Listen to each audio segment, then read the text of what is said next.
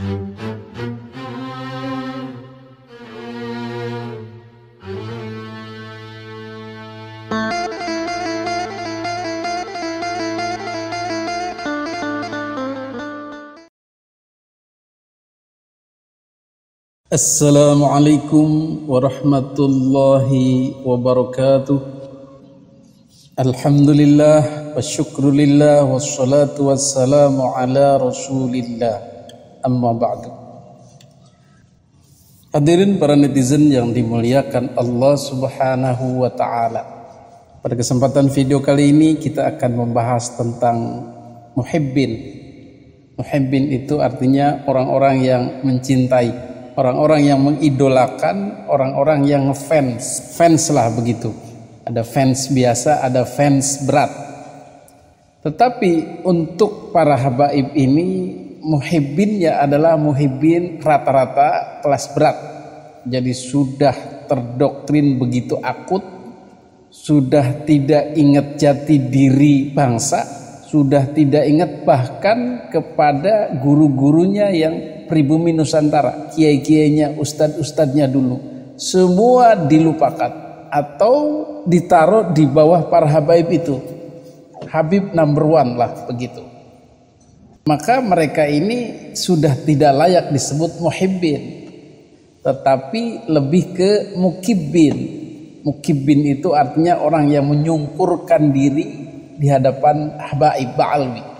Jadi orang yang sangat menunduk, sangat membungkuk, sangat memuja, sangat memuji, sangat menjadi budak. Makanya disebut budak ba'alwi. Makanya istilahnya mukibin atau kibin lah begitu. Dan orang-orang seperti ini adalah saudara-saudara kita sesama pribumi Nusantara. Baik itu kiainya atau buyanya maupun santri-santrinya, atau muhibbin daripada kiai itu yang menjadi muhibbin daripada habib, sehingga otomatis nyetrum. Hadirin yang dimuliakan Allah subhanahu wa ta'ala, keadaan mukibbin ini sungguh memprihatinkan, karena mereka tidak boleh lagi menggunakan nalar berpikir kritisnya, tidak boleh lagi menggunakan keilmuannya, tidak boleh lagi meneliti, menanya-nanya, mengkritik para habaib. Sudah ditutup. Yang ada pada mereka adalah ketaatan tanpa reserve, tanpa tanya, harus taklid buta, menuruti saja apa kata habaib, apa kata kiainya, dan bertindak ya seolah-olah budak. Tidak ada lagi kebebasan, tidak ada lagi proses berpikir itu. Itulah yang kita sebut sebagai penjajahan spiritual. Mungkin orang yang dijajahnya tidak merasa, ya kami enjoy saja, kami rela kok, kami ikhlas kok, demi sang Habib. Karena apa? Karena kami takut kualat, kami harus memuliakan cucu Nabi, kami ingin mendapatkan syafaat dari Kangjeng Nabi. Hadirin yang dimuliakan Allah subhanahu wa ta'ala, jadi faktor utamanya adalah statusnya ini loh, cucu nabinya ini, keturunan nabinya ini yang menjadikan orang-orang warga muslimin pribumi Nusantara kita, saudara kita ini mau menghambakan diri. Itu faktor utamanya, karena klaim sebagai keturunan nabinya itu. Jadi kalau sudah mengklaim sebagai keturunan nabi, mau dia alim, mau dia bodoh, mau dia tidak faham agama, mau dia berkata kasar, mau dia berperilaku atau berakhlak buruk, tidak ngaruh. Yang kita lihat adalah keturunannya. Ini juga kesalahan dalam beragama. Ini juga adalah doktrin yang menyesatkan bagi para budak ini. Sehingga ketika mereka menjadi penghamba, menjadi budak-budak, terus didoktrinkan. Kemuliaan-kemuliaan kami sebagai keturunan Nabi itu adalah zati, adalah sesuatu yang tidak bisa dibantah, adalah darah yang mengalir, tidak bisa dibantah lagi, itu kemuliaan. Walaupun ada orang alim tetapi mereka bukan keturunan Nabi, secara zat, secara takdiriah, secara nasib itu memang lebih mulia berketurunan kepada Nabi. Itulah yang menjadikan budak-budak Ba'alwi kena mental. Tidak bisa mereka kemudian mendebat atau berargumen, oh tidak, lebih mulia orang bukan keturunan Nabi tapi orang alim. Oh tidak, orang alim memang alim ilmunya, tetapi dia tidak ada darah Nabi. Maka yang ada darah Nabi inilah yang lebih mulia, tidak bisa sama. Nah, disitulah mereka kalah.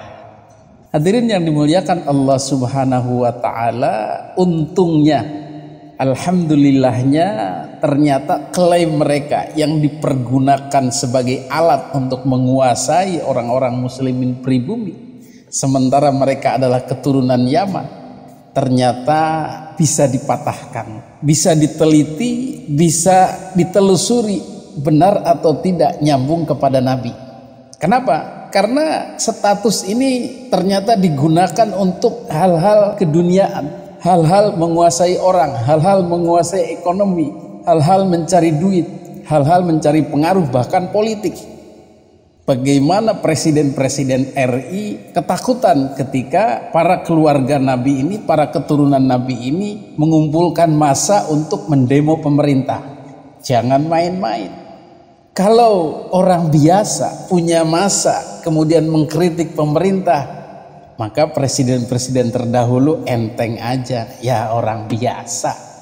Sekali dipukul juga mundur, sekali ditangkap juga nggak ada suaranya. Tetapi kalau sudah keturunan Nabi yang bicara, kalau sudah keturunan Nabi yang mendemo, mengajak massa seluruh Indonesia, bisa bubar pemerintah. Itu pertimbangannya. Kenapa? Karena sentimen keluarga Nabi itu lebih besar daripada sentimen keagamaan biasa yang tidak membawa-bawa keturunan Nabi. Maka inilah yang dimanfaatkan betul oleh Habib Bahar Smith, oleh Habib Rizik, oleh Habib-habib lain yang mempunyai massa yang banyak dan siap menggoyang pemerintahan. Maka sudah dibahas pada video sebelumnya, pemerintahan Prabowo harus bisa melumpuhkan kekuatan ini.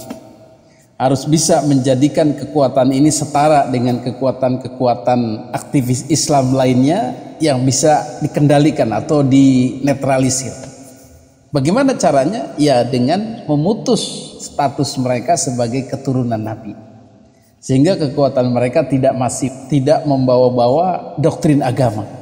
Insya Allah pemerintahan Prabowo sudah melihat fenomena ini, sudah mempelajari fenomena ini dan bagaimana melemahkannya atau menanganinya.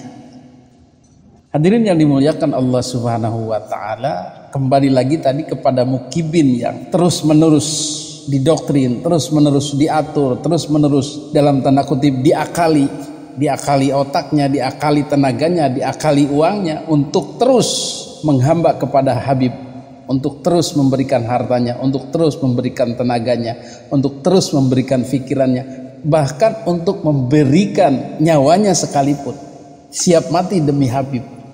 Sering kita dengarkan bagaimana para Habib ini meminta dalam tanda kutip nyawa atau pengorbanan para muslimin pribumi untuk paling depan membela Habib. Siap mati demi membela habaib, siap mati demi membela ulama, siap.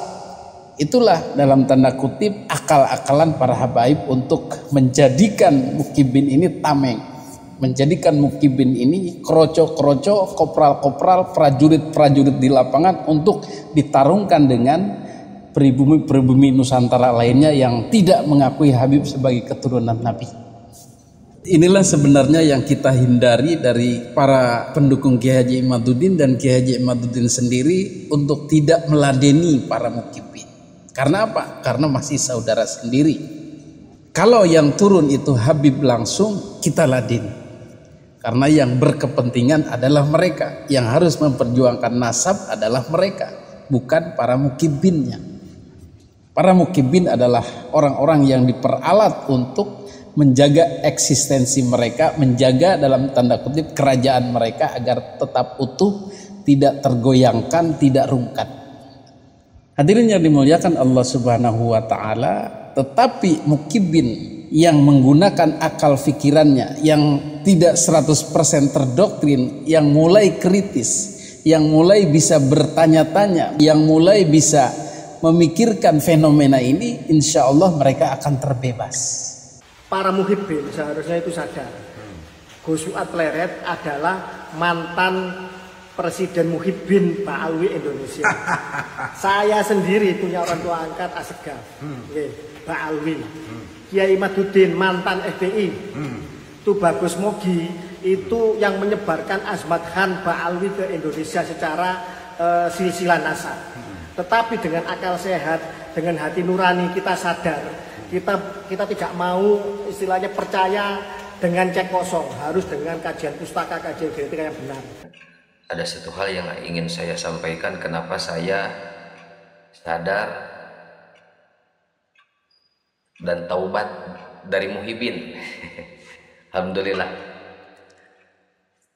Awalnya, ya saya perlu bercerita, semoga ini jadi inspirasi bagi sahabat-sahabat yang lain. Kenapa mereka masih bela-belaan, bahkan mati-matian membela Ba'alawi. Jadi para Muhyiddin tidak sadar. Tidak sadarnya itu karena informasi yang mereka dapatkan adalah palsu, tidak sesuai dengan data dan fakta.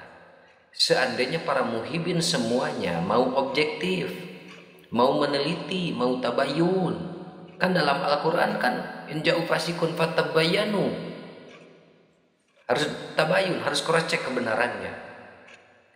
Nah, satu hal mungkin para Muhyiddin harus membuka diri, coba cross check sejarah awal mula keberadaan habaib yang ada di Indonesia.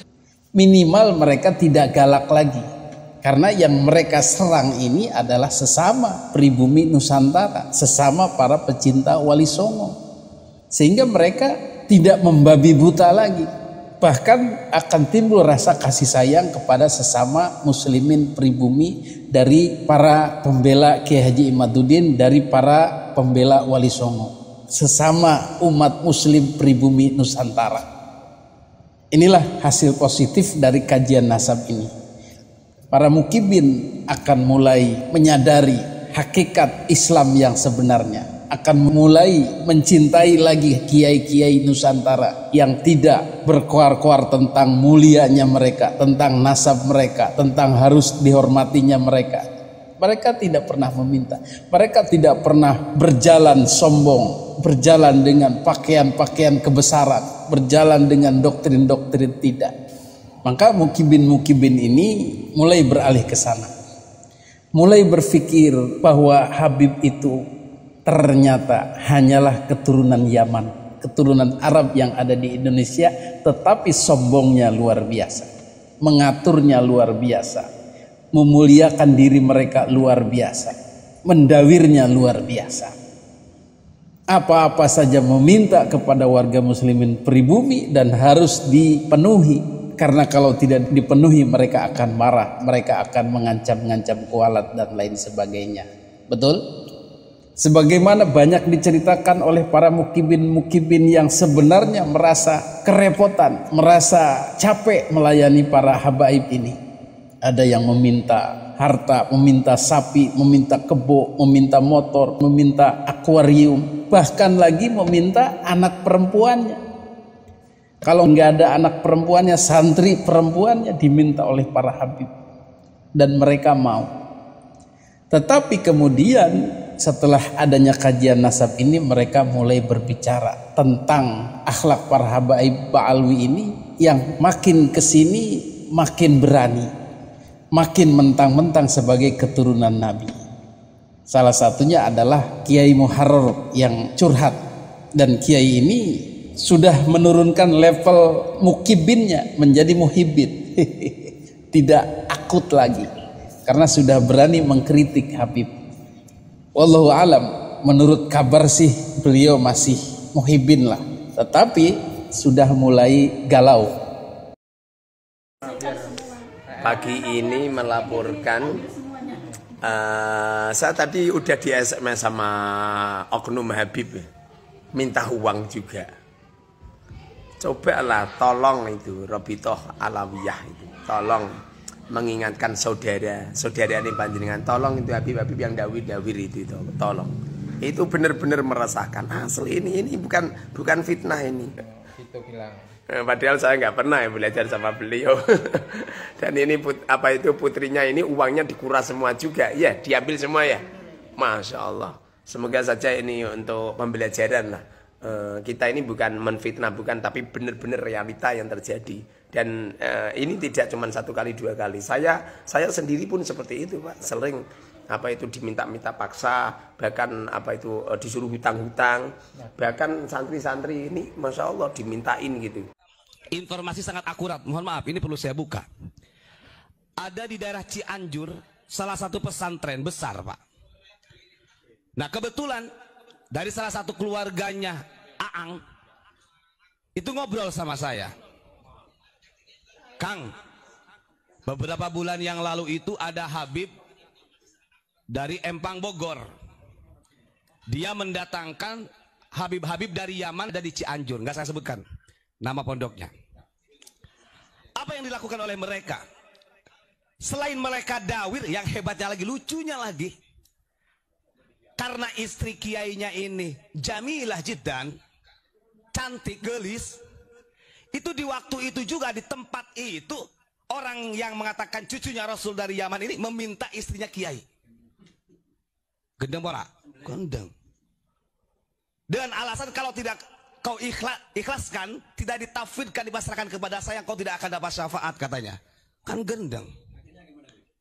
Yo namanya orang itu muhibin, karena wis kadung percaya itu duriannya Rasul, ya rela. Ini fakta nih. Hadirin yang dimuliakan Allah Subhanahu wa taala, jadi hasil positif dari kajian nasab ini adalah banyak mukibin-mukibin yang sadar, kemudian beralih menghormati kiai-kiai Nusantara, kemudian menurunkan cinta butanya kepada para habaib, dan bahkan banyak diantaranya yang setuju dengan tesis Kiai Haji Imaduddin bahwa mereka bukanlah keturunan Nabi. Jadi dengan kesadaran-kesadaran ini mereka mulai pelan-pelan menjauhi para habaib, walaupun tidak membencinya, tetapi tidak intens lagi menghamba.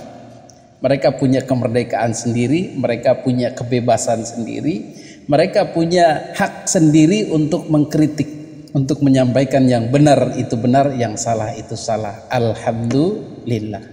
Demikian ulasan tentang mukibin para habaib Ba'alwi yang sudah mulai sadar dan mundur teratur, dan kemudian mendukung kepada kiai-kiai Nusantara, para pejuang Wali Songo, dan mendukung kepada tesis Kiai Haji Imaduddin Utsman Al-Bantani. Alhamdulillah. Hadanallahu wa iyyakum ajma'in. Wassalamualaikum warahmatullahi wabarakatuh.